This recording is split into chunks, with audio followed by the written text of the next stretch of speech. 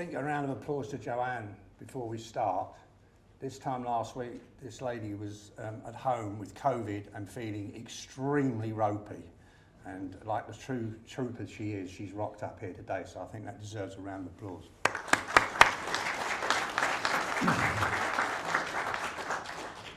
I've been a member of this remarkable, and I use the word advisedly, networking organisation for 20 plus years, during which the worldwide concern about how we fuel our day-to-day lives has risen from the edges of society into the mainstream.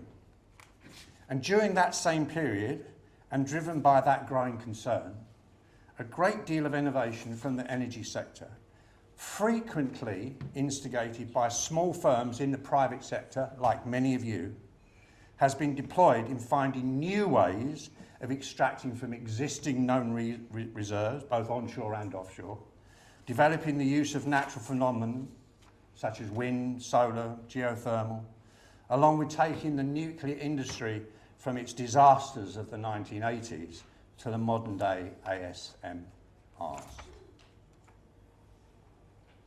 And in many of these sectors throughout the world, but frequently here in the UK, and in particular amongst the members of this organisation, the sector and you have repeatedly been those innovators using your intellect, your expertise, and often your own money to allow those innovations to succeed. And as I look around the room today, I see many of you who have either, as individuals or members of firms, provided one or more of those essential components for success. You and this organisation should be very proud of that contribution. This extensive period of time, 20 plus years, of unprecedented innovation has seen the US go from being a net importer of gas to being a strong gas exporter. And in the current geopolitical situation, thank goodness for that. It's seen the UK renewables industry alone grow from basically nothing at the end of the 90s to nearly a third of all energy produced here today. And it's now an industry that's worth £42 billion. To go from the 90s to here in 42 billion is something quite remarkable.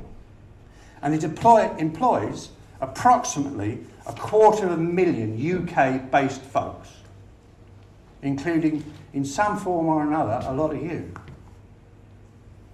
Yet in the same 2 decades that I've been a member of NOF, business across the world have faced significant challenges. And the aforementioned geopolitical issues, recessions, some small and short-lived, others more significant, 2008, 2009, brought about initially by the US subprime mortgage debacle, and 2021 today, the cause of which is still with us, as Joanne can testify. All of these issues impact the way our firms perform and make all our planning for the future an absolute nightmare. And yet, through all this, the innovators, you and others, perhaps indeed because of the tough business environments, kept on finding new ways of doing legacy tasks or developing new technologies, driven, as the old saying goes, by necessity being the mother of invention.